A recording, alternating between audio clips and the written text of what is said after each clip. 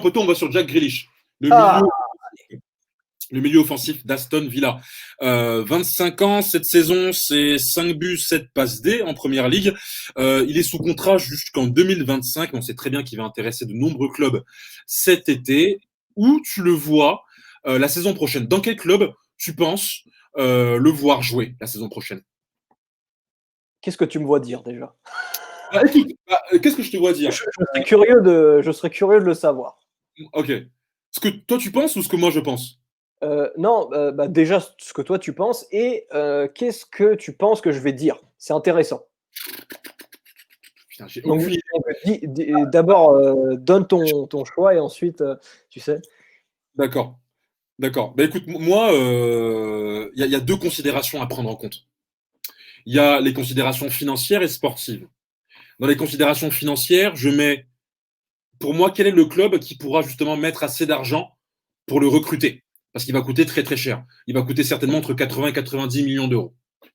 Quel est le club qui sera aussi capable de payer son salaire? Parce qu'il y aura le recrutement, il y aura le salaire, le transfert et le salaire. Puis après, il y a les considérations sportives. Quel est le club qui va lui permettre de jouer les grands rendez-vous, non seulement en Première Ligue, mais également en Europe? Et quand Et je qui a parle besoin d'Europe, de lui. c'est donc ça que j'allais venir.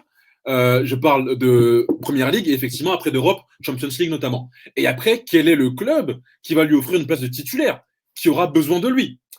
Et malheureusement, en Première Ligue, les grosses équipes, il n'y en a pas beaucoup qui auront besoin de lui. Tu regardes City, ils ont De Bruyne. Man United, ils ont Bruno Fernandes. Liverpool, il y a Roberto Firmino, entre guillemets, qui a ce rôle de 9,5-10. S'il y a bien une équipe anglaise qui pourra avoir besoin de lui, c'est Arsenal. Mais pour moi, Arsenal aujourd'hui ne remplit pas les critères sportifs. Parce que quand tu regardes aujourd'hui l'équipe d'Arsenal, est-ce que tu es sûr qu'ils vont intégrer le Big 5 à la fin de la saison? Arsenal est en dessous d'Aston Villa, donc c'est réglé. C'est réglé. Donc à partir de là, pour moi, Jack Grealish ne sera pas en Angleterre. Pour moi, Jack Grealish sera dans un autre championnat. Je le vois dans un club intermédiaire, à une seule condition.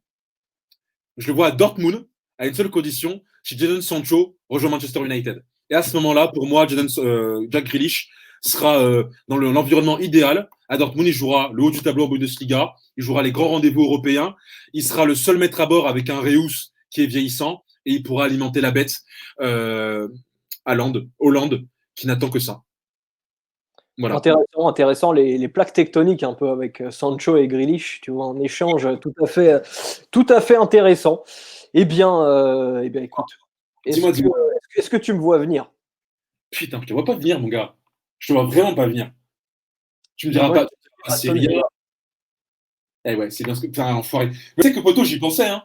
Moi, je vais te dire Aston Villa pour, plein de raisons. Déjà parce qu'il a prolongé son contrat en septembre jusqu'en 2025 comme tu l'as dit, et que Jack Grealish, contrairement à énormément de joueurs, de nos jours, est un homme de parole.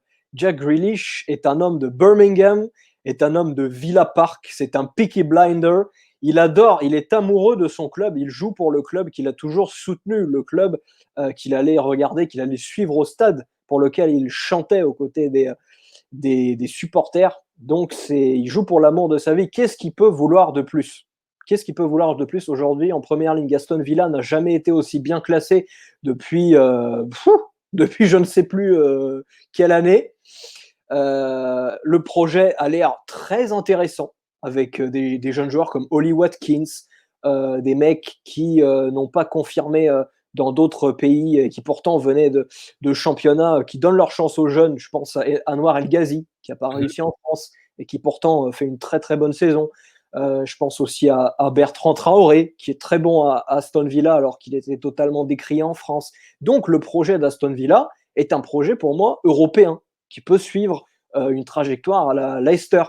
Tu vois, voir aller plus haut, voir aller plus haut.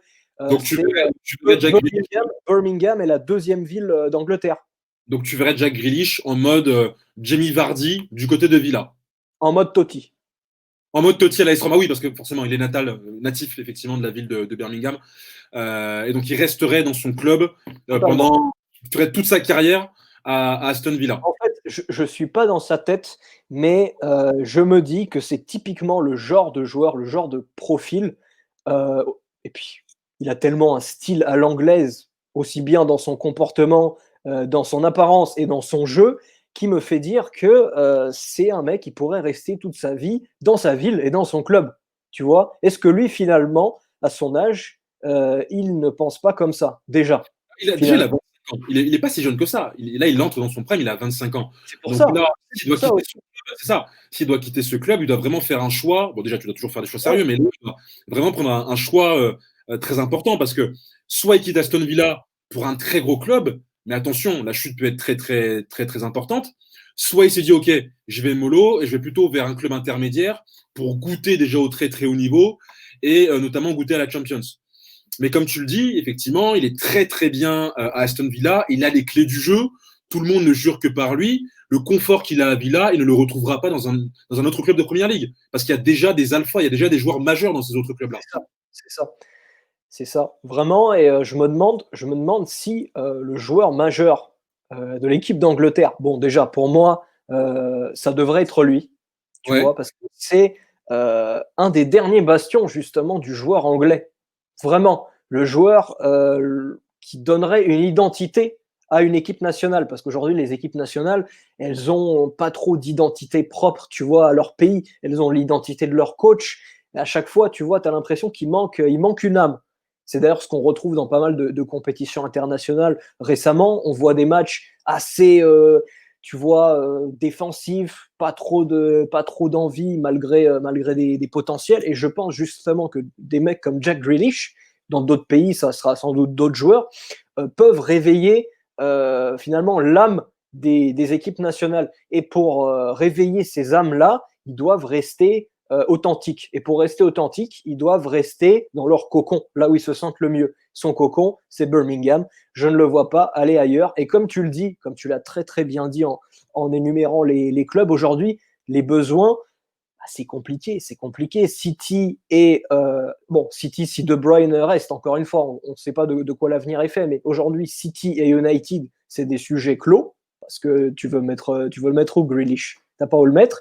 Liverpool aussi, de par le système de jeu et de par l'importance de Firmino, ne peut pas accueillir quelqu'un comme Grealish, sauf si Mané, Salah partent. Enfin bon, même après, c'est à peu près le même profil. Non, mais je suis comme d'accord. ça, tu vois.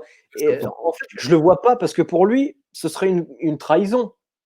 Même si c'est pas Birmingham City, tu vois, ça resterait une forme de trahison parce que j'ai l'impression vraiment qu'il est lié à son club viscéralement, Donc, tu vois. s'il doit quitter finalement, imaginons qu'ils doivent quitter Ouais. Aston Villa, ce ne serait pas pour un club de Première Ligue. Je le vois pas. Je suis désolé, par contre, je le vois pas dans un autre championnat. Je vois pas comment un tel joueur avec un style tellement à l'anglaise pourrait pourrait s'épanouir ailleurs. Moi, Vraiment, hein. je pense à un club, mais il n'a pas les finances, malheureusement. Les finances sont dans le rouge. Mais après, il a peut-être le président qui va faire peut-être un geste pour marquer sa présidence, marquer son mandat, c'est le Barça. Si demain, Messi ne re-signe pas et que le Barça veut se séparer de Griezmann, veut se séparer de Dembélé, veut repartir sur autre chose, cherche un numéro 10. Un Anglais en Espagne, on sait que historiquement, les Anglais ont apporté le football en Espagne. Je ne sais pas. Après, c'est vrai que ça peut être farfelu. Ça Mais peut être tu fou, vois, toi, tu y mais penses. Est-ce que le Barça y pense? Je suis pas convaincu. je ne sais pas, tout dépendra d'ailleurs du président, mais moi non plus, je ne suis pas. Ouais. Mais Non, non, mais ouais. s'il y a un club en Angleterre où je le verrais bien, c'est Tottenham, mais c'est tout, hein. C'est tout. Ah, Parce d'accord. que il y a pas de véritable milieu offensif. En tout cas, Tanguy Ndombele n'est pas un milieu offensif. Il est très bon, mais ce n'est pas un milieu offensif et ça se voit. Encore hier, tu vois, ça se voit quand il n'y a pas quelqu'un comme, en fait, à la Eriksen, tu vois, qui peut vraiment bousculer les lignes, trouver des brèches là où personne n'en trouve. Quand tu as quelqu'un comme Dele Alli qui ne joue plus, qui est sur le banc, tu n'as plus ce mec. Et encore, bon, Dele Alli, pour moi, n'est pas un joueur exceptionnel. Donc, tu n'as plus ce créateur qui, avec ce jeu aussi à l'anglaise. Pour moi, Tottenham, c'est encore un des rares clubs, contrairement à Arsenal, qui peut avoir cette identité british, avec Harry Kane, avec, tu vois. J'aurais été d'accord avec toi. J'aurais été d'accord avec toi il y a un an, Tottenham. Mais en fait, quand tu vois l'évolution d'Harry Kane aujourd'hui, qui a plus de passes D que de buts, Ouais.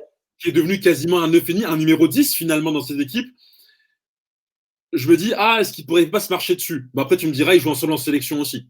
Donc, ils pourront toujours trouver un compromis. Mais moi, s'il y a un club londonien qui a besoin d'un 10 parce qu'ils n'en ont pas, et ça fait longtemps qu'ils n'en ont plus depuis Tchèque, Fabregas, c'est bien Arsenal. Le problème, c'est est-ce qu'Arsenal va rejouer le haut du tableau dès cette fin de saison, la saison prochaine? Est-ce qu'Arsenal aura les moyens financiers de pouvoir faire un gros transfert cet été? C'est la question. Mais c'est un très bon point. Tu vois Jack Grealish faire toute sa carrière, finir sa carrière chez lui, à Birmingham, à Aston Villa, comme les Maldini au Milan, comme les Totti à l'AS Rome ou les Zanetti à l'Inter. Oui, oui, non, mais après, c'est une intuition un peu, et je trouve que c'est typiquement le genre de joueur qui pourrait rester fidèle toute sa vie à son club. D'ailleurs, il l'a dit au moment de sa prolongation dont on parlait il y a quelques minutes. Il a dit, je cite, c'est mon club, ma ville. Les propriétaires m'ont clairement affirmé qu'ils étaient ambitieux, c'est très important, et montré comment ils voulaient construire Aston Villa. Et si lui le dit, je pense que il sait très bien ce qu'il fait. Il dit que c'est une période exaltante qui s'annonce et il est très heureux d'en faire partie.